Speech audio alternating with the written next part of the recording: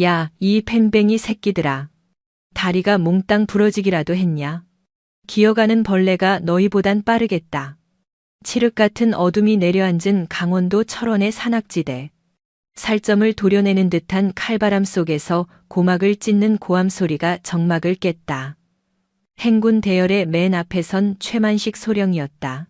그는 지프차 보닛에 삐딱하게 걸터앉아 다리를 질질 끌며 지나가는 병사들에게 십담한 담배꽁초를 신경질적으로 내던졌다. 거기 3소대 간격 똑바로 안 맞춰? 오늘 내로 복귀 못하면 물 한 방울도 없을 줄 알아. 그의 눈동자는 광기로 번들거리고 있었다. 병사들이 내뱉는 거친 숨소리는 단내가 되어 차가운 허공으로 흩어졌다. 40kg이 넘는 완전 군장의 무게보다 그들을 짓누르는 건 지휘관이 자신들을 사람이 아닌 소모품 취급한다는 절망감이었다. 행렬의 중간, 유독 왜소한 체구의 여군 장교 하나가 묵묵히 발걸음을 옮기고 있었다. 그녀의 어깨 위에서는 갓 임관한 소위 계급장인 노란 마름모 하나가 희미하게 반짝였다. 그녀의 정체는 바로 신임 사단장 배선정 소장이었다. 허나 지금 이 순간만큼은 사단장이 아니었다. 상부의 밀명을 받고 전입 온 어리숙한 신임 소위 연기를 하고 있을 뿐. 이게 대한민국 육군 최정예라는 백골부대의 민낯이란 말인가? 배선정은 푹 눌러쓴 방탄 헬멧 아래로 서늘한 눈빛을 숨기며 주먹을 힘껏 말아쥐었다. 그녀의 시선은 바로 앞서 걷던 김미병의 군화에 꽂혔다. 군화라 부르기도 민망할 만큼 밑창이 너덜너덜해져 있었고 걸음을 뗄 때마다 갈라진 틈새로 붉은 피가 배어나와 흙바닥을 적시고 있었다. 김미병 괜찮나? 배선정이 나직이 물었다. 김미병은 핏기 없는 얼굴로 흠칫 놀라며 대답했다. 괜찮습니다. 소위님. 할 수 있습니다. 말은 그리했으나 김미병의 다리는 이미 한계에 다다라 사시나무 떨듯 후들거리고 있었다. 707 특수임무단 시절 지옥보다 더한 훈련을 밥 먹듯 소화했던 배선정의 눈에 비친 병사들의 몰골은 단순한 체력 고갈이 아니었다. 이건 명백한 학대였다. 전방의 휴식 10분간 휴식. 드디어 고대하던 휴식 명령이 하달됐다. 병사들은 낙엽 더미 위로 쓰러지듯 주저앉았다. 허나 그 10분마저도 온전한 안식은 아니었다. 보급 트럭에서 내려진 건 김이 모락모락 나는 따뜻한 국이 아니라 차갑게 식어빠진 주먹밥 덩어리들 뿐이었다. 배선정은 지급받은 주먹밥에 비닐 포장을 뜯었다. 순간 코를 찌르는 시큼한 악취가 확 풍겼다. 쉰내였다. 이걸 먹으라고? 그녀가 주위를 둘러보았다. 며칠 굶은 듯한 병사들은 그 쉰내, 나는 주먹밥이라도 먹어야 산다는 듯 허겁지겁 입안으로 쑤셔 넣고 있었다. 개 중에는 상한 음식 냄새에 헛구역질을 하면서도 물로 억지로 넘기는 병사도 보였다. 그때였다. 물을 마시려던 김미병이 빈 수통을 거꾸로 탈탈 흔들었다. 하지만 물은 한 방울도 나오지 않았다. 뭐 하냐? 물 없냐? 지나가던 최만식 소령이 김미병을 내려다보며 비릿한 조소를 흘렸다. 예, 수통이 비었습니다. 급수차 지원이 아직 오지 않았습니다. 김미병이 기어들어가는 목소리로 간신히 대답했다. 최만식 소령은 군홧발로 김미병의 허벅지를 툭툭 걷어찼다. 이런 빠져가지고는 야, 목마르면 저기 도락물이라도 처마셔. 전쟁 나면 생수 배달 올 때까지 기다릴 거냐? 죄송합니다. 죄송하면 군 생활 끝나냐? 삼소대장 애새끼들 교육 똑바로 안 시켜? 물 관리 하나 못하는 놈들을 데리고 무슨 전쟁을 하겠다는 거야? 최만식은 손에 들고 있던 지휘봉으로 김미병의 방탄 헬멧을 탁탁 소리나게 건드렸다. 그것은 명백한 조롱이자 인격 모독이었다. 김미병의 눈가엔 서러움의 눈물이 그렁그렁 맺혔다. 그 꼴을 지켜보던 배선정의 인내심이 뚝 끊어졌다. 707 시절 적의 급소에 칼을 꽂아 넣을 때보다 더 서늘한 살기가 그녀의 전신을 휘감았다. 그녀는 들고 있던 쉰내 나는 주먹밥을 바닥에 내려놓고 천천히 몸을 일으켰다. 소령님. 배선정의 목소리는 크지 않았으나 소란스러운 현장의 소음을 뚫고 정확하게 최만식의 고막에 박혔다. 최만식이 고개를 돌려 그녀를 위아래로 훑어보았다. 뭐야? 아, 전입 왔다는 그 여군 소위. 배식이었나? 배선정 소위입니다. 말씀이 너무 지나치신 것 같습니다. 최만식의 눈썹이 꿈틀거렸다. 감히 소위 나부랭이가, 그것도 여자가 자신의 말에 토를 달았다는 사실을 믿을 수 없다는 표정이었다. 주변에 있던 중대장들과 부사관들이 숨을 죽인 채 두 사람을 주시했다. 지나쳐? 뭐가 지나친데? 최만식이 빈정거리며 배선정의 코앞으로 다가왔다. 병사들은 짐승이 아닙니다. 100km 행군 중에 식수는커녕 쉰내가 진동하는 주먹밥을 배급하는 게 정상적인 지위입니까? 게다가 부상병에게 치료는 못해 줄망정 도락물을 마시라니요. 이건 야전 교범 그 어디에도 없는 처사입니다. 배선정은 한치의 물러섬도 없이 또박또박 말을 이었다. 그녀의 눈빛엔 흔들림이 없었다. 최만식의 얼굴이 울그락불그락 달아올랐다.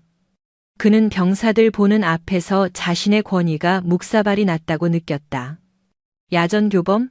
하이고 사관학교에서 책으로 전쟁 배운 티를 아주 팍팍 내시는구만. 최만식은 배선정의 턱 밑까지 얼굴을 들이밀며 으르렁거렸다. 코를 찌르는 매캐한 담배 연기가 진동했다. 야, 계집년이 어디서 감히 하늘 같은 상급자한테 눈을 부릅뜨고 가르치려 들어? 내가 네 친구로 보이냐? 여기가 네가 뛰어놀던 학교 운동장인 줄 아나 보지? 계급장을 떠나서 지휘관이 갖춰야 할 기본적인 소양에 대해 말씀드리는 것입니다. 입안 다물어. 최만식은 고래고래 소리를 지르며 손을 번쩍 치켜들었다. 당장에라도 배선정의 뺨을 후려갈길 태세였다. 어디서 굴러먹다 온 년이 재수없게 시리. 야, 너 행군에서 빠져.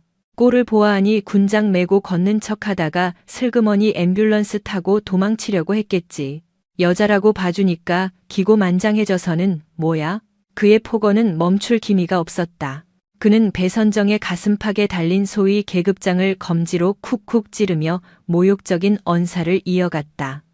이깟 마름모 하나 달았다고 내가 뭐라도 된 줄 아나 본데. 내 눈에 넌 그저 군인 흉내내는 민간인이야. 알겠냐? 억울하면 군복 벗고 집에 가서 애나 보든지. 주위의 병사들은 분노에 차 주먹을 꽉 쥐었으나 서슬퍼런 계급의 위압감에 눌려 누구도 섣불리 나서지 못했다. 숨막히는 정적만이 흐르는 살벌한 대치였다. 하지만 배선정은 오히려 침착해졌다. 그녀의 입가에는 아주 희미하지만 등골이 오싹해지는 미소가 스쳐 지나갔다. 군인 호소인이라 재미있군.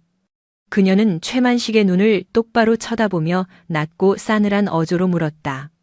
방금 하신 말씀 후회 안 하십니까? 후회?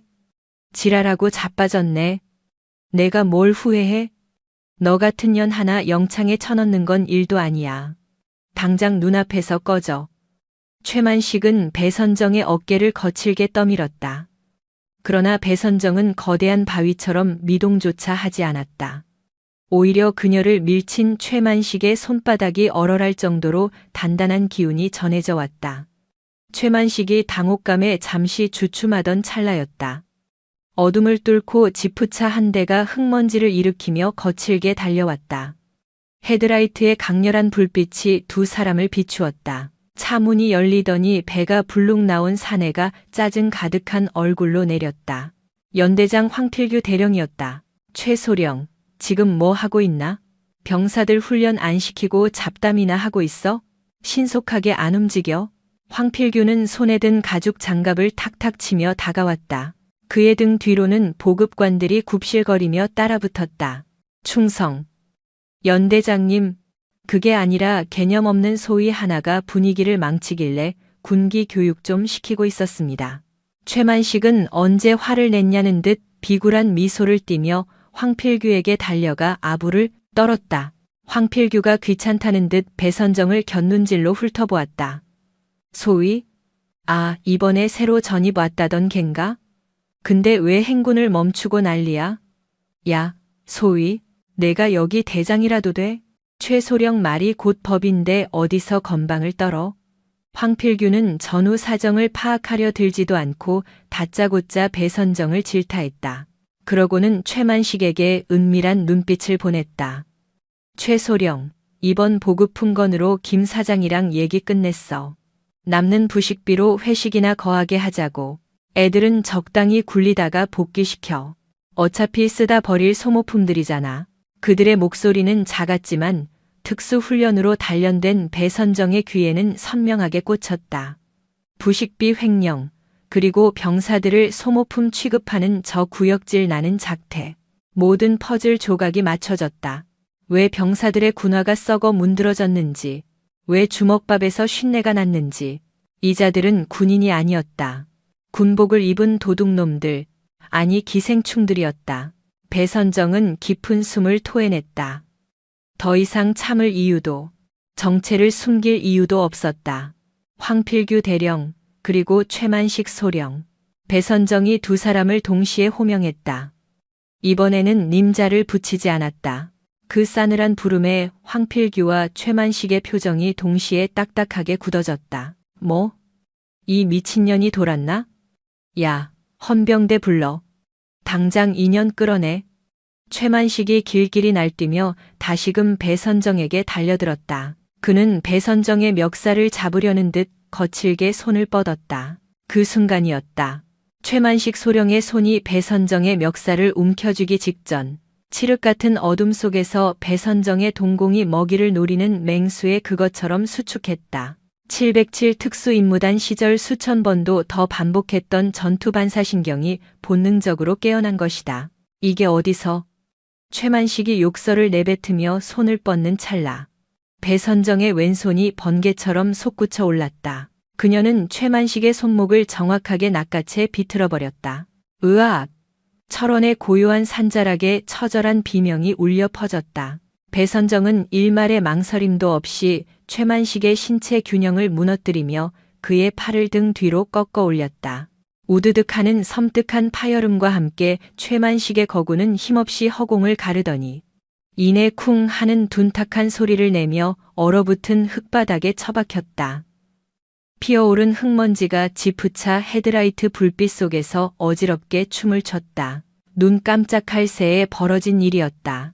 주변에 있던 병사들은 물론 뒤에서 팔짱을 끼고 지켜보던 황필규 연대장조차 입을 딱 벌린 채 그 믿기 힘든 광경을 멍하니 응시했다. 바닥에 널브러진 최만식은 고통에 몸부림치며 비명을 질러댔다. 이 미친년이, 너 하극상이야. 이거 안 놔? 헌병대 뭐해? 인연 안 잡아? 최만식은 바닥에 얼굴을 지시겨진 채 악을 썼다. 하지만 배선정은 그를 제압한 소나귀의 힘을 풀지 않았다. 오히려 더 강한 압박을 가하며 그를 차갑게 내려다보았다. 하극상이라. 소령 주제에 꽤 재미있는 단어를 아는군. 상황을 뒤늦게 알아차린 연대장 황필규가 불그락푸르락한 얼굴로 달려들었다.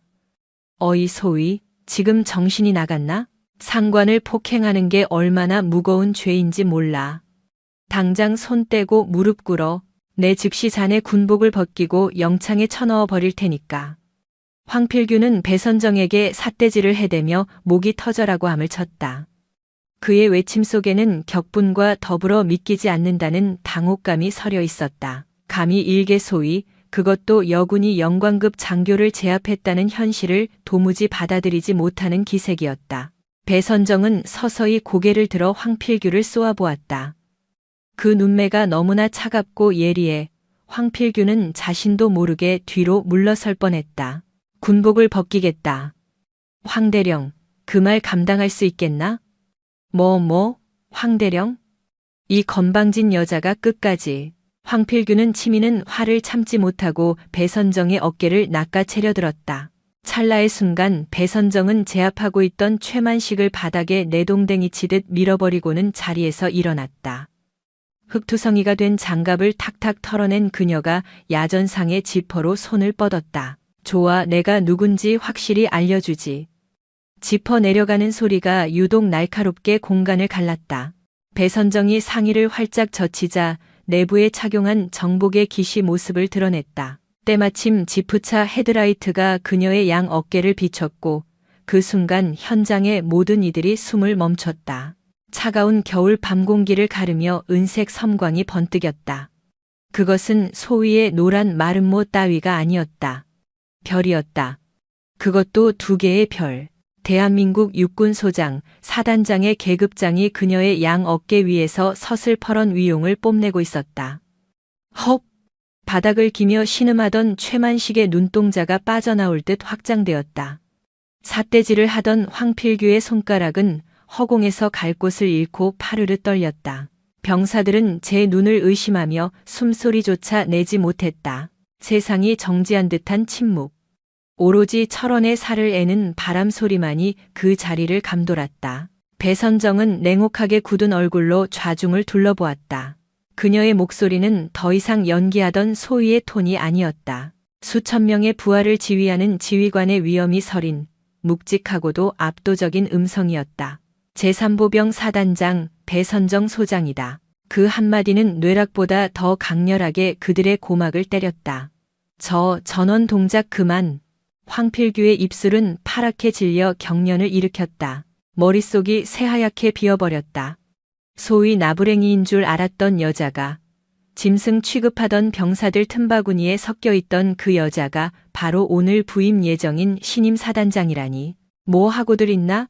경례 안 하나? 배선정의 호통이 떨어지기가 무섭게 얼어붙어 있던 병사들이 조건 반사적으로 발을 구르며 거수경례를 올렸다. 백골 사단장님께 대하여 경례. 수백 명 병사들의 우렁찬 함성이 산을 뒤흔들었다. 함성에 정신이 번쩍 든 최만식은 다리가 풀려 일어서지도 못한 채 바닥을 기며 어정쩡한 자세를 취했고, 황필규는 무릎이 꺾일 듯 휘청대며 허둥지둥 손을 올려 붙였다. 백골. 황필규의 목소리는 기어들어가는 모기 소리만도 못했다. 배선정은 그들의 경례를 무시했다. 그녀는 아주 천천히 황필규의 면전으로 걸어갔다. 또각또각 군화 굽소리가 마치 저승사자의 발자국 소리처럼 고막을 때렸다. 황필규 대령, 예 사단장님, 아까 나더러 뭐라고 했나? 군복을 벗겨서 영창에 처넣겠다고? 아, 아닙니다. 저는 그저 소위인 줄 알고. 아니, 그게 아니라 오해이십니다. 사단장님께서 왜 이런 곳에 계신지 몰라서. 황필규는 식은땀을 비오듯 쏟으며 횡설수설 변명했다. 배선정은 기가 차다는 듯 코웃음을 쳤다. 몰랐다면 부하 장교를 짐승 취급하고 인격을 모독해도 된다는 소린가? 그건 훈육 차원에서. 훈육. 배선정의 눈매가 사납게 치켜 올라갔다. 썩어빠진 주먹밥을 먹이고 식수도 제한하고 심지어 다친 병사에게 도락물을 처먹으라고 강요하는 게 내 놈들이 짓거리는 훈육인가? 그녀의 시선이 바닥에 나뒹구는 최만식에게 꽂혔다. 최만식은 사시나무 떨듯 전율하며 배선정의 눈길을 피했다. 자신이 내뱉었던 계집년, 군인 호소인 따위의 망언들이 비수가 되어 제 목을 겨누고 있었다. 최만식 소령. 예, 사단장님. 죽을 죄를 지었습니다. 최만식은 아예 바닥에 머리를 쳐박고 싹싹 빌기 시작했다. 비굴하기 짝이 없는 꼴이었다. 방금 전까지 병사들 위에서 군림하던 악마는 온데간데 없고 목숨을 구걸하는 벌레 한 마리만 남아있을 뿐이었다. 사단장님. 한 번만 용서해 주십시오. 제발. 일어서라고 했다. 배선정의 불호령에 최만식은 소스라치게 놀라며 비틀비틀 몸을 일으켰다. 공포에 질려 실금이라도 했는지 그의 군복 바지 가랑이가 축축하게 젖어 있었다. 배선정은 그 몰골을 경멸 어린 시선으로 내려다보았다. 너 따위가 장교라니? 내 군 생활 15년 동안 너처럼 역겨운 군인은 처음 본다. 배선정은 뒤에 대기하던 당번병에게 손짓했다. 무전기 일이죠. 무전기를 건네받은 배선정은 주파수를 사단 지휘 통제실로 맞췄다. 그녀의 목소리는 짐짓차분했으나 그 이면에는 끓어오르는 분노가 억눌려 있었다. 사단장이다. 지금 즉시 헌병대와 감찰부 전 병력을 감산 행군 훈련장으로 급파해라. 아울러 군 검찰에도 연락해서 구속영장 청구 준비하라고 전해. 잡아들여야 할 범죄자가 한둘이 아니니까. 무전기 저편에서 다급하게 복창하는 소리가 전해졌다. 황필규와 최만식의 안색이 흑빛으로 변했다. 모든 것이 끝이었다. 놈들이 공고히 쌓아 올린 카르텔과 그토록 탐닉했던 추악한 권력이 불과 하룻밤 사이에 와르르 무너지고 있었다. 배선정은 무전기를 병사에게 넘긴 뒤 다시금 황필규를 쏘아보았다. 각오해라, 황대령. 오늘 밤은 꽤나 길어질 테니. 철원의 밤바람이 한층 더 매섭게 휘몰아쳤다. 그러나 병사들은 추위를 느끼지 못했다. 그들의 눈동자 속에는 신임 사단장을 향한 경애와 마침내 이 지옥 같은 부조리가 종식될 것이라는 희망의 불길이 이글거리고 있었다. 헌병대의 사이렌 소리가 산길을 타고 요란하게 치고 올라왔다. 붉고 푸른 경광등이 어둠을 가르며 현장에 당도했다. 무장을 갖춘 헌병들이 트럭에서 물밀듯이 쏟아져 나왔다. 그들의 군화 발소리가 착착 소름 돋을 만큼 절도 있게 울려 퍼졌다. 사단장님, 헌병대장 도착했습니다. 헌병대장 중령이 배선정의 앞으로 달려와 거수경례를 올렸다. 배선정은 짧게 답례를 한 뒤 턱끝으로 황필규와 최만식 쪽을 가리켰다.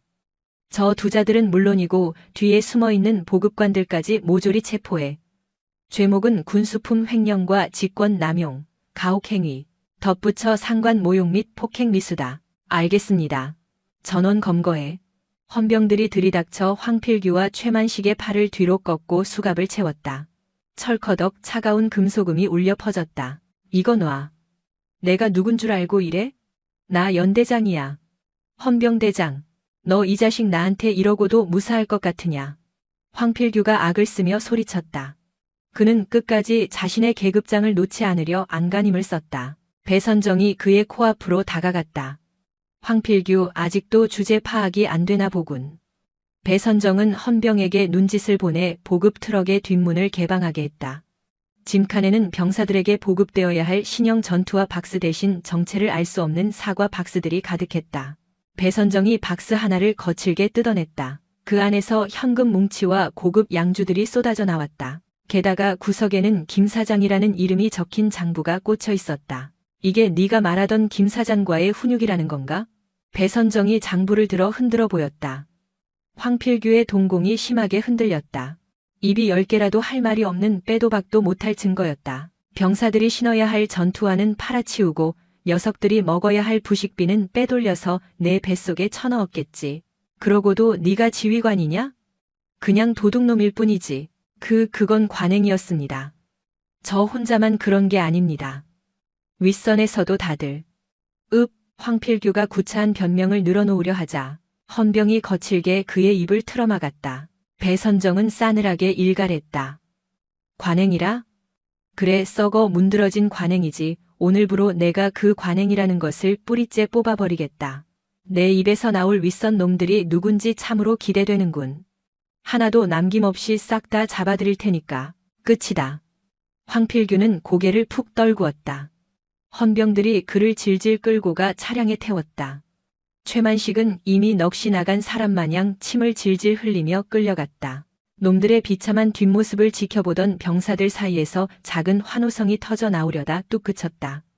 아직 사단장이 그들 앞에 서 있었기 때문이었다. 현장이 수습되자 배선정은 몸을 돌려 병사들을 응시했다. 방금 전까지 서리빨 같았던 표정이 순식간에 부드러워졌다. 그녀의 눈빛 위로 안타까움과 미안함이 스쳐 지나갔다. 그녀는 대열 중간에 서 있던 김희병에게로 다가갔다.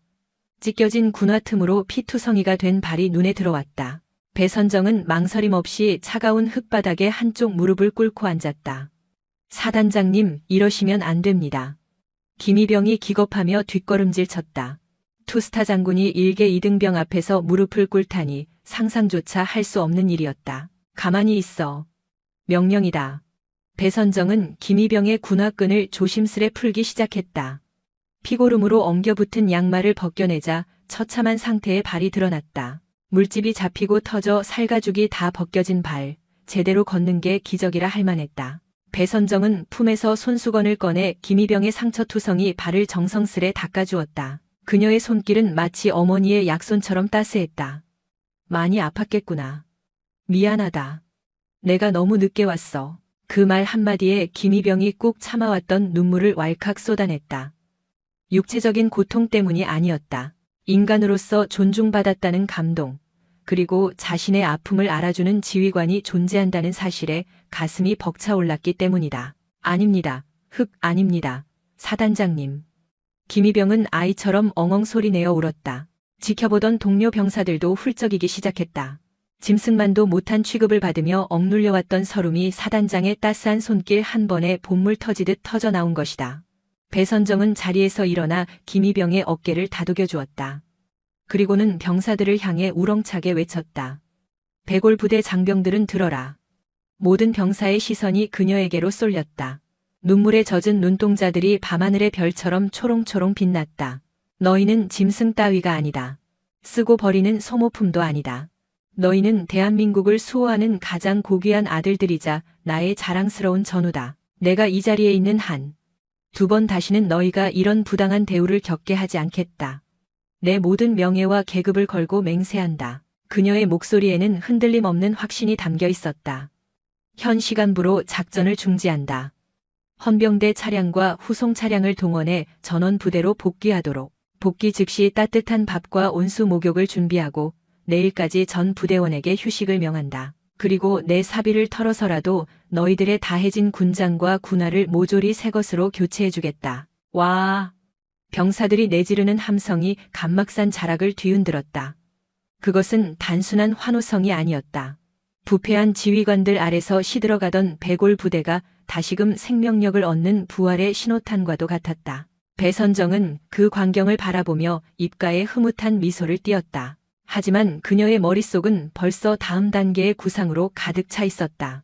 황필규와 최만식의 처단은 서막일 뿐이었다. 부대 깊숙한 곳까지 뿌리내린 비리의 사슬을 끊어내려면 그녀는 지금보다 훨씬 더 날카롭고 거대한 칼을 휘둘러야만 했다. 병사들을 복귀 트럭에 태워보내며 배선정은 밤하늘을 올려다보았다. 구름이 겉인 자리에는 유독 밝게 빛나는 별 2개가 떠 있었다. 마치 그녀의 어깨 위 계급 장과도 같았다. 이제부터가 진짜 전쟁이다. 그녀는 주먹을 불끈 쥐었다. 개골 부대의 전설은 이제 막 새롭게 쓰이고 있었다. 철원의 새벽 공기는 마치 날선 칼날처럼 차가웠다. 사단 사령부 2층. 사단장실의 불빛은 여전히 꺼질 줄을 몰랐다.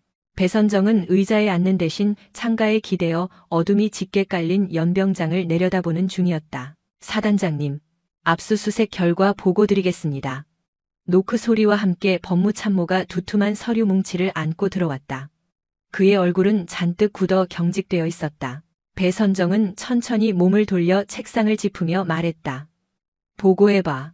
상황이 예상보다 훨씬 심각합니다. 황필규 대령 관사 금고에서 나온 이중 장부를 보니 이건 단순히 연대급에서 끝날 비리가 아닙니다. 법무참모는 마른 침을 삼키며 서류를 펼쳐 보였다. 식자재를 납품하는 대성유통, 피복업체인 제일섬유. 게다가 부대 시설 공사를 맡은 건설사까지 놈들과 한통속이었습니다. 황필규는 매달 이들에게서 상납금을 챙겼고 그 대가로 불량 식자재와 저질 피복 납품을 묵인해왔습니다. 지난 3년 동안 횡령한 액수만 대략 30억 원이 넘습니다. 30억이라. 배선정의 입가에 싸늘한 비웃음이 걸렸다. 병사들이 쉰내 나는 주먹밥을 씹고 발이 썩어가는 군화를 신을 동안 놈들은 그 돈으로 배를 불리고 있었다는 소리군. 황필규, 지금 어디 있나? 현재 헌병대 영창 독방에 수감되어 있습니다. 그런데 법무참모가 말끝을 흐리며 난처한 표정을 지었다. 조사에 전혀 협조하지 않고 있습니다. 되려 너희들이 이러고도 무사할 줄 아느냐? 내 뒷배가 누군지 알면 오줌을 지릴 거다라며 큰소리치고 있습니다. 확실히 믿는 구석이 있는 눈치입니다. 배선정은 책상 위에 지휘봉을 집어들었다. 믿는 구석이라. 그 뒷배가 얼마나 대단한 위인인지 내가 직접 확인해 봐야겠어. 앞장서. 잠시 뒤 헌병대 조사실 차가운 철제 책상을 사이에 두고 배선정과 황필규가 대면했다. 황필규는 수의를 걸치고 있었음에도 여전히 오만한 기색이었다. 그는 배선정을 쳐다보며 비웃음을 흘렸다. 아이고 배 소장님. 여기까지 직접 행차하시고 너무 무리하시는 거 아닙니까? 여자가 잠을 설치면 피부가 푸석해질 텐데. 배선정은 대꾸조차 하지 않고 황필규 앞으로 낡아빠진 군화 한 짝을 툭 던졌다. 흙먼지와 피고름이 엉겨붙어 딱딱하게 굳어버린. 아까 김미병이 신고했던 바로 그 군화였다. 이게 뭡니까? 냄새나 개시리. 내 놈이 팔아치운 양심 냄새다. 한번 맡아봐. 아주 지독할 테니까. 배선정의 목소리는 낮게 깔려 묵직하게 울렸다. 황필규, 내 장부는 이미 다 확보했다. 횡령, 배임, 뇌물수수. 이것들만으로도 넌 군형법상 최소 징역 15년 감이다. 하나 내가 진짜 궁금한 건 그게 아니야. 배선정은 상체를 숙여 황필규의 눈을 정면으로 응시했다. 장부 맨 뒷장에 적혀있던 상납 리스트. 거기에 적힌 이니셜들, 대체 누구지? 황필규의 눈동자가 찰나의 순간 흔들렸다. 하지만 그는 곧바로 능글맞은 미소를 지어 보였다. 카하. 배 소장 역시 707 출신답게 눈치 하나는 빠르시네. 근데 어쩌나? 그걸 건드리는 순간 당신은 옷 벗는 걸로 안 끝나. 이 바닥 생리가 그래. 거미줄처럼 아주 복잡하게 얽혀 있거든. 겁박인가? 조언이지. 군 선배로서 해주는 충고. 그냥 적당히 덮어. 나 하나 옷 벗는 선에서 마무리하고 넌 영웅 대접받으면 그만이잖아. 더 파고들다간 다쳐. 아주 심하게 말이야. 황필규는 마치 자신이 이 판의 주도권을 쥐고 있는 양 여유를 부렸다. 배선정은 자리에서 천천히 일어났다. 그녀는 조사실 구석에 걸린 거울을 보며 옷매무새를 다듬었다. 다친다라. 황대령, 착각하는 게 하나 있군. 뭐, 난 여기서 정치를 할 생각이 없어. 전쟁을 하러 왔을 뿐이지. 배선정은 뒤도 돌아보지 않고 조사실을 빠져나갔다. 문 밖에서 대기하던 헌병대장에게 서늘한 명령이 하달되었다. 황필규, 오늘부터 면회 금지다. 변호사 접견도 내가 허가하기 전까지는 불어해. 그리고 놈에게 물 한 모금도 주지 마라. 우리 병사들이 겪었던 갈증이 어떤 건지 뼈저리게 느끼게 해줘. 알겠습니다. 사단장실로 복귀한 배선정은 즉시 전속부관을 호출했다. 감찰참모와 정보참모 소집해, 그리고 부대 인근, 특히 와수리와 신철원 일대의 유흥업소들을 싹 다 뒤져서 황필규와 어울려 다녔던 민간인들 신원 전부 파악하도록. 사냥은 오늘 밤 시작된다. 바로 그때 사단장실의 직통 전화가 요란하게 울어댔다. 발신자 정보가 뜨지 않는 보안회선이었다. 배선정은 수화기를 집어들었다. 통신보안. 제3보병 사단장 배선정 소장입니다. 허허 배장군. 나야 군단장. 수화기 너머로 들려오는 목소리의 주인은 직속 상관인 5군단장 마상철 중장이었다. 충성. 안녕하십니까 군단장님. 그래 부임하자마자 아주 큰 건을 터뜨렸다며? 황필규 대령을 구속했다고 소문이 자자해. 마상철의 목소리는 부드러웠으나 뼈가 있는 말이었다. 그런데 배 장군 일을 너무 크게 벌이는 거 아닌가? 언론에서도 냄새를 맡고 달려들 기세라 군 이미지가 실추될까 걱정이네. 적당한 선에서 마무리 짓고 보고서 올리게. 황필규 대령이 실수를 한 건 맞지만 그래도 오랫동안 군을 위해 헌신해온 사람 아닌가? 배선정의 눈매가 날카로워졌다. 지금 실수라고 했나? 수십억을 횡령하고 병사들을 짐승만도 못하게 취급한 짓을 고작 단순한 실수로 덮으려 하고 있었다. 군단장님, 이건 실수가 아니라 명백한 범죄입니다. 묵과할 수 없는 이적 행위입니다. 어허, 이 사람이 융통성 없이 왜 이래? 자네 소장 진급했다고 세상 다 가진 것 같나? 군대라는 조직이 혼자 잘났다고 돌아가는 곳인 줄 아나? 마상철이 본색을 드러내며 목소리를 높였다. 저는 제 부하들을 지키는 것이 지휘관의 임무라고 배웠습니다. 두고 보자고. 그 아집이 자네를 어떤 구렁텅이로 몰고 갈지. 전화가 거칠게 끊겼다. 배선정은 수화기를 내려놓으며 입술을 지그시 깨물었다. 황필규가 믿는 구석이 바로 이것이었나? 군단장을 넘어 더 윗선까지 줄이 닿아 있을지도 모른다. 하지만 두려움보다는 투지가 불타올랐다. 그녀는 창밖을 응시하며 나직이 중얼거렸다. 전부 다 쓸어버리겠어. 이튿날 오후 부대 앞 위병소. 검은색 고급 세단 한 대가 미끄러지듯 멈춰섰다. 뒷좌석에서 내린 이는 기름진 머리에 명품 정장을 걸친 중년 사내였다. 그는 자신을 대성유통대표 김대성이라 소개하며 사단장과의 면담을 요청했다. 보고를 받은 배선정은 잠시 생각에 잠기는 듯 하더니 피식 웃었다. 들여보내. 접견실. 김대성은 소파에 거만하게 앉아 다리를 꼬고 있었다. 배선정이 들어서자 그는 일어나는 신연만 하며 엉덩이를 살짝 들썩였다.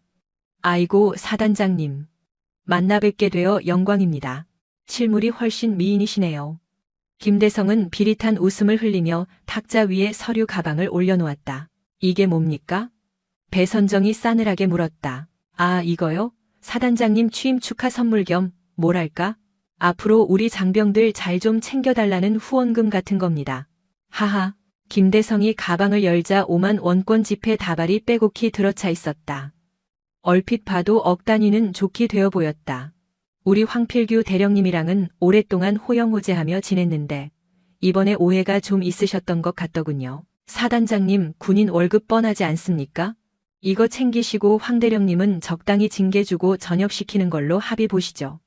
앞으로 제가 사단장님 진급하실 때마다 이 정도는 꾸준히 지원해 드릴 수 있습니다. 김대성은 배선정을 돈이면 해결될 쉬운 상대로 여기고 있었다. 배선정은 가방 속 돈다발을 물끄러미 내려다보았다. 그리고 천천히 손을 뻗어 돈다발 하나를 집어들었다. 돈이 참 많으시네요, 사장님. 하하, 장사하다 보면 콩고물이 좀 떨어지니까요. 어떻습니까? 서로 좋게 가는 게. 배선정은 손에 든 돈다발로 김대성의 뺨을 가볍게 툭툭 쳤다. 이 돈, 썩은 주먹밥 납품에서 남긴 돈입니까? 김대성의 표정이 순식간에 딱딱하게 굳어졌다. 아니면 병사들 찢어진 군화값 떼먹어서 만든 돈입니까? 사단장님.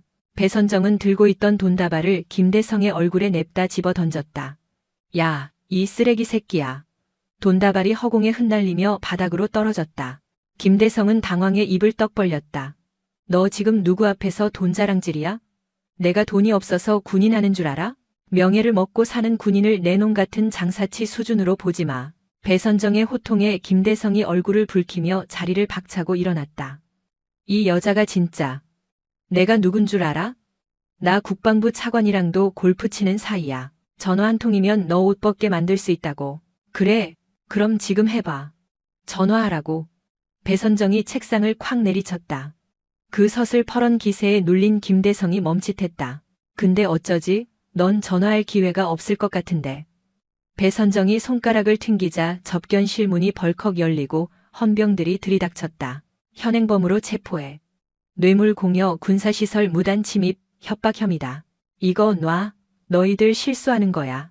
내가 나가면 가만 안 둘 거야. 김대성이 발버둥 쳤지만 건장한 헌병들에게 제압당해 수갑이 채워졌다. 배선정은 바닥에 뒹구는 김대성의 머리채를 잡아 들어 올렸다. 똑똑히 들어. 넌 못 나가. 국방부 차관이든 군단장이든 다 데려와봐. 한 놈도 안 빼놓고 내가 다 씹어 먹어줄 테니까. 김대성이 끌려나간 뒤 배선정은 길게 숨을 내쉬었다. 하지만 그녀는 직감하고 있었다. 이것은 선전포고에 불과하다는 것을.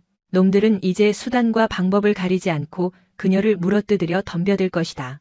바로 그때 정보참모가 새파랗게 질린 얼굴로 뛰어들어왔다. 사단장님, 큰일입니다. 도대체 무슨 일인가? 인터넷 커뮤니티와 유튜브 전체가 사단장님에 대한 악성 루머로 도배되고 있습니다. 신임 여군 사단장이 병사들을 성희롱했다는 말도 안 되는 이야기부터 부하 장교를 폭행하고 가혹 행위를 일삼았다는 내용입니다. 심지어 조작된 영상까지 퍼지고 있는 상황입니다. 배선정은 정보참모가 건넨 태블릿 PC를 받아들었다. 화면 속 영상은 교묘한 악마의 편집과 자극적인 자막들로 가득 차 있었다.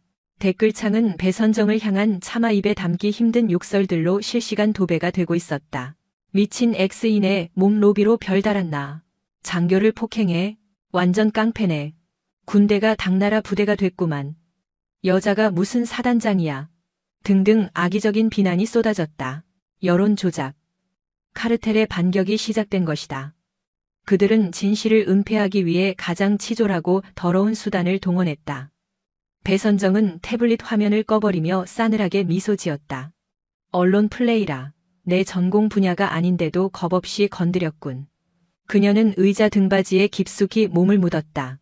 정보참모, 사이버전 대응팀 소집해.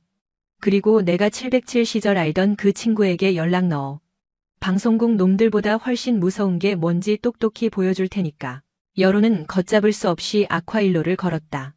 국방부 게시판은 배선정의 해임을 촉구하는 민원글로 마비될 지경이었다. 그러나 배선정은 무대응으로 일관했다. 언론 인터뷰는커녕 해명 자료조차 내지 않았다. 침묵. 그것은 적들을 방심하게 만드는 최고의 무기였다. 3일 뒤 야심한 시각, 경기도 포천의 한 폐창고. 이곳은 대성 유통 김대성이 관리하는 비밀 물류 기지였다. 겉보기엔 평범한 창고였으나 내부는 밀수입한 가짜 군수품에 라벨을 갈아 끼우는 작업으로 분주했다. 야, 동작들이 왜 이렇게 짭더? 내일 아침까지 납품 맞춰야 한다고. 작업 반장이 인부들을 향해 고함을 질렀다. 창고 구석 사무실에서는 김대성의 수하들이 술판을 벌이고 있었다. 역시 우리 사장님은 대단하시다니까. 그 여자 장군 하나 바보 만드는 건 일도 아니네. 그러게 말이다. 지금 인터넷이 아주 난리가 났어. 며칠만 지나면 옷 벗고 쫓겨나겠지. 놈들이 낄낄대며 건배를 하려던 찰나였다. 쾅! 창고의 육중한 철문이 굉음과 함께 뜯겨나갔다. 흙먼지가 자욱하게 피어오르는 어둠 속에서 완전 무장한 그림자들이 모습을 드러냈다. 뭐야? 조폭들이 당황하여 벌떡 일어섰다. 연기를 뚫고 걸어 나온 이는 검은색 대테러 복장에 위장 크림으로 얼굴을 가린 배선정이었다. 그녀 등 뒤로는 백골부대 최정예 수색대원들이 살기를 내뿜으며 도열해 있었다. 파티는 끝났다, 쥐새끼들아. 배선정이 낮게 읊조렸다. 이 미친, 여기가 어디라고 군인들을 끌고 와? 이거 민간인 사찰이야. 경찰 불러. 조폭 행동대장이 야구 방망이를 들고 설치며 고래고래 소리쳤다. 민간인. 너희가. 배선정은 피식 비웃었다. 군수품 불법 유출 및 위조는 군사재판 관할이다. 게다가 난 지금 작전 수행 중이야. 작전은 개뿔. 얘들아, 전원 잡아. 행동대장의 신호에 수십 명의 덩치들이 쇠파이프와 강목을 들고 덤벼들었다. 머릿수로는 조폭들이 우세했으나 그들은 상대를 아주 잘못 골랐다. 내 앞에서 반항하면 뼈를 부러뜨려도 좋다. 배선정의 명령이 떨어지기가 무섭게 수색대원들이 맹수처럼 튀어나갔다. 기합 소리와 함께 일방적인 진압이 시작되었다. 실전 무술로 단련된 수색대원들에게 동네 양아치들은 상대가 될 리 없었다. 퍽, 하는 소리와 함께 조폭들이 추풍낙엽처럼 쓰러져 나갔다. 배선정은 그 아수라장 속을 유유히 가로질러 사무실로 향했다. 행동대장이 야구 방망이를 휘두르며 그녀의 뒤를 노렸다. 죽어라. 배선정은 뒤도 돌아보지 않은 채 고개만 살짝 숙여 방망이를 피했다. 이어서 회전력을 실은 뒤차기를 날렸다. 퍽. 그녀의 전투화가 행동대장의 명치에 정확히 꽂혔다. 억소리조차 내지 못하고 그는 벽에 처박혀 그대로 기절해버렸다. 사무실 문을 박차고 들어간 배선정은 금고 앞을 지키던 김대성의 신복을 제압하고 금고 문을 열었다. 그 안에는 이중 장부 원본과 뇌물을 상납받은 고위직 명단이 담긴 USB가 들어있었다. 찾았다. 이것만 있으면 황필규는 물론이고 김대성 그리고 배후에서 조종하는 군단장까지 일망타진할 수 있어. 그때 배선정의 무전기에서 다급한 보고가 들어왔다. 사단장님, 타깃 확보했습니다. 그런데 창고 지하에서 이상한 것을 발견했습니다. 마약입니다. 식자재 박스 밑에 대량의 필로폰이 은닉되어 있습니다. 사태는 단순한 군납 비리 수준이 아니었다. 놈들은 군납 차량을 이용해 마약까지 유통하고 있었던 것이다. 이것은 대한민국 전체를 뒤흔들 초대형 스캔들이었다. 배선정의 눈빛이 차갑게 번득였다. 전원 체포하고 현장 철저히 봉쇄해. 경찰청 마약수사대에는 내가 직접 연락하겠다. 그녀는 창고 밖으로 걸어 나왔다. 밤하늘에 뜬 달이 유난히 붉어 보였다.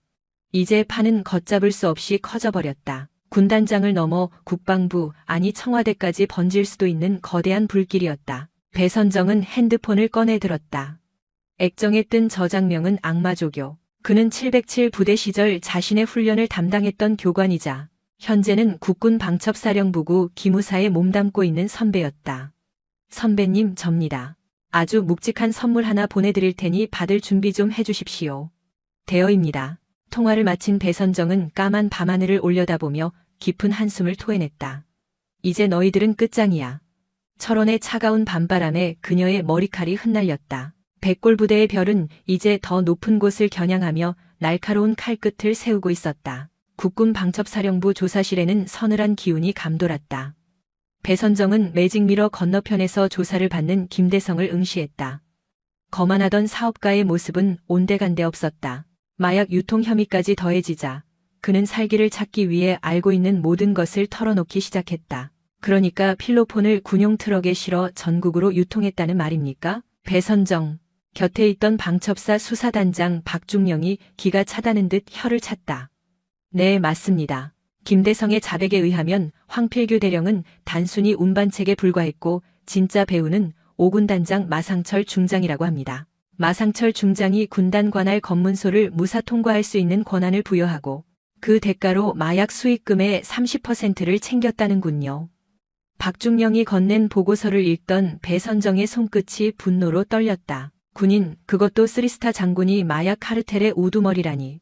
이건 단순 비리가 아닌 국가 반역 행위나 다름없었다. 물증은 확실합니다. 창고 금고에서 발견된 USB 안에 마상철 중장의 차명 계좌 내역과 통화 녹취 파일이 고스란히 저장되어 있었습니다. 김대성이 혹시 모를 상황에 대비해 보험을 들어둔 셈이죠. 배선정은 무겁게 고개를 끄덕였다. 이제 칼자루를 쥐게 되었다. 그러나 상대는 막강한 권력을 쥔 군단장이었다. 경거망동했다가는 되려 당할 수 있었다. 바로 그때 배선정의 휴대폰 진동이 울렸다. 액정에 뜬 이름은 마상철 군단장. 타이밍 한 번 절묘하군. 배선정은 박중령에게 눈짓을 보낸 뒤 통화 버튼을 눌렀다. 충성. 제3보병 사단장 배선정입니다. 배선정 장군, 자네 지금 제정신인가? 민간인 창고를 쑥대밭으로 만들고 마약 운운하며 언론 플레이를 해? 도대체 군의 위신을 어디까지 추락시킬 셈이야. 마상철의 목소리는 다급함과 분노로 인해 갈라져 나왔다. 그는 아직 자신의 연루 사실이 밝혀지지 않았다고 믿는 듯했다. 군 위신을 실추시킨 건 마약을 유통한 범죄자 놈들입니다. 군단장님께서는 혹시 못 찔리는 거라도 있으십니까? 뭐, 너 지금 말 다 했어? 당장 수사 멈추고 복귀해. 이건 군단 헌병대 소관이야. 사단장이 나설 자리가 아니란 말이다. 군단 헌병대라니. 마상철의 수족이나 다름없는 그들에게 사건을 넘기라는 건 고양이에게 생선을 맡기는 꼴이었다. 대놓고 증거를 인멸하겠다는 수작이었다. 송구하지만 그럴 수는 없습니다. 본 사건은 이미 방첩사와 군 검찰의 합동수사 체제로 전환되었습니다. 배선정은 잠시 침묵을 지키다 결정적인 한 방을 날렸다. 방금 전 김대성 대표 입에서 아주 흥미로운 이름이 거론되더군요. 마상철, 혹시 아시는 분입니까? 수화기 너머로 무거운 침묵이 흘렀다. 들려오는 건 거친 숨소리뿐이었다. 배선정, 내년 반드시 후회하게 될 거다. 피눈물을 쏟게 만들어주지. 뚝 전화가 끊어졌다. 배선정은 휴대폰을 내려놓으며 싸늘하게 미소 지었다. 피눈물이라 기대가 되는군. 이튿날 아침, 대한민국 전역이 발칵 뒤집혔다. 모든 뉴스 채널에서는 육군 부대 마약 유통의 온상이었나? 신임 여군 사단장의 용기 있는 결단 같은 헤드라인이 쏟아져 나왔다. 배선정을 음해하던 가짜 뉴스들은 썰물처럼 사라졌다. 여론은 순식간에 반전되어 그녀를 참군인 다크 히어로라 칭송하기에 이르렀다. 국방부 정문 앞에는 배선정을 응원하는 화환 행렬이 이어졌고 청와대 국민청원 게시판에는 성역 없는 수사를 촉구하는 글이 올라와 수십만 명의 동의를 얻었다. 그러나 배선정은 마냥 기뻐할 수 없었다. 궁지에 몰린 쥐는 고양이를 무는 법이다. 마상철은 오랜 세월 권력의 정점에 군림해온 괴물 같은 자였다. 그는 결코 순순히 잡히지 않을 터였다. 전 부대 진돗개 둘 발령해 위병소 경계태세 강화하고 사단장실 주변 경호 인력도 2배로 증원하도록. 배선정은 본능적으로 거대한 폭풍이 다가오고 있음을 직감했다. 그날 밤 마상철은 관사가 아닌 은밀한 안가에 머물고 있었다. 그의 눈앞에는 험악한 인상의 외국인 용병 3명이 서 있었다. 과거 해외 파병 시절 마상철과 인연을 맺었던 민간 군사기업 PMC 소속의 전문 킬러들이었다. 흔적 없이 깔끔하게 처리해. 사고사로 위장할 수 있다면 더 좋고. 마상철은 탁자 위로 배선정의 사진과 동선이 파악된 파일을 툭 던졌다. 여군 한 명 처리하는 겁니까? 식은 죽먹기죠. 킬러들의 리더가 비릿한 미소를 흘리며 사진을 집어들었다. 마상철은 독한 위스키를 단숨에 들이키며 씹어뱉듯 중얼거렸다. 건방진년, 감히 내 밥그릇을 걷어차? 내년도 지옥 구경을 시켜주마. 철원의 겨울밤은 유난히 길고 깊었다. 방첩사와의 회의를 마친 배선정은 사단으로 복귀하는 길이었다. 그녀가 탑승한 지휘 차량을 포함해 경호 차량 2대가 굽이진 산악도로를 질주하고 있었다. 가로등 하나 없이 칠흑 같은 어둠 속 오직 헤드라이트 불빛만이 길을 비췄다. 뒷좌석에 앉은 배선정은 눈을 감고 있었다. 극심한 피로가 몰려왔지만 707 부대 시절부터 체득한 야생의 감각은 그녀가 깊은 잠에 빠지는 것을 허락하지 않았다. 낌새가 좋지 않다. 주변이 너무나도 적막했다. 을에 들려와야 할 산짐승들의 울음소리마저 끊겨 있었다. 대기 중에는 비릿한 살기가 감돌았다. 당장 차 세워. 배선정이 번뜩 눈을 뜨며 소리쳤다. 예? 사단장님. 이곳은 산길이라 멈추면 위험할 수 있습니다. 운전병이 당혹스러운 표정으로 백미러를 힐끔거렸다. 어서 세워. 함정이다. 배선정의 다급한 고함에 운전병은 반사적으로 급브레이크를 밟았다. 타이어가 비명을 지르며 차량이 멈춰서는 찰나였다. 화광 전방 10m 앞 아스팔트가 굉음과 함께 하늘로 치솟았다. 미리 매설된 급조 폭발물 EED이었다. 만약 배선정이 정지 명령을 내리지 않았다면 차량은 형체도 없이 박살났을 것이다. 매복에 걸렸다. 전원 하차해서 엄폐해. 배선정이 차문을 거칠게 열고 나가며 고함쳤다. 그와 동시에 도로 양측 숲에서 총탄이 소나기처럼 쏟아졌다. 타탕, 타다당, 끄악. 선두 차량에 탑승했던 헌병 한 명이 어깨를 관통당해 쓰러졌다. 적들은 자동화기로 무장한 상태였다. 어설픈 깡패들이 아닌 고도로 훈련받은 전문가들이었다. 배선정은 지휘 차량을 엄폐물 삼아 몸을 숨긴 채 권총을 뽑아들었다. 전속 부관이 창백해진 얼굴로 그녀의 앞을 가로막았다.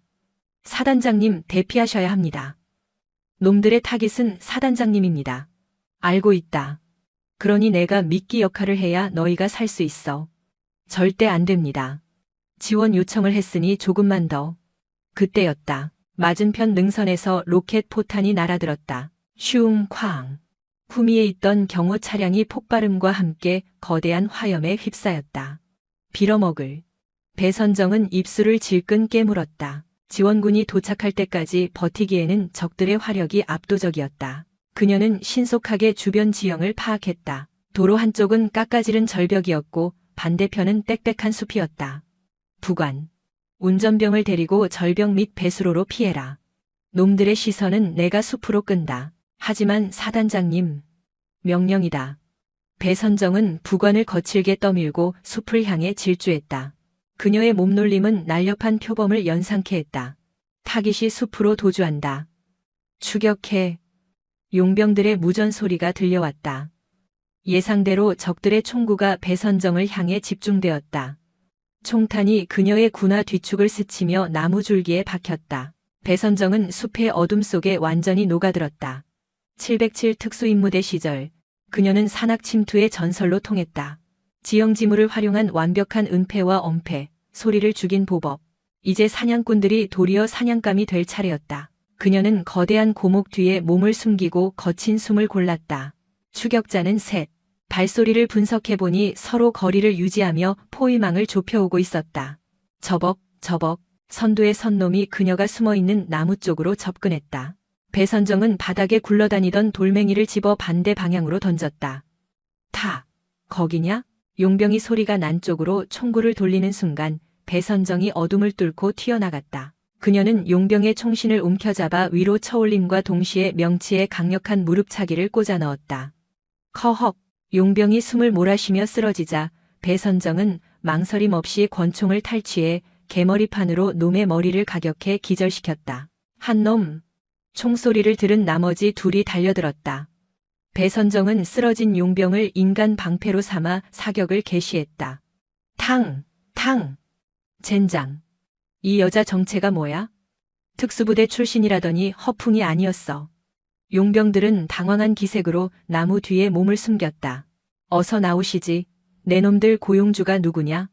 마상 처리시켰나? 배선정이 일갈했다.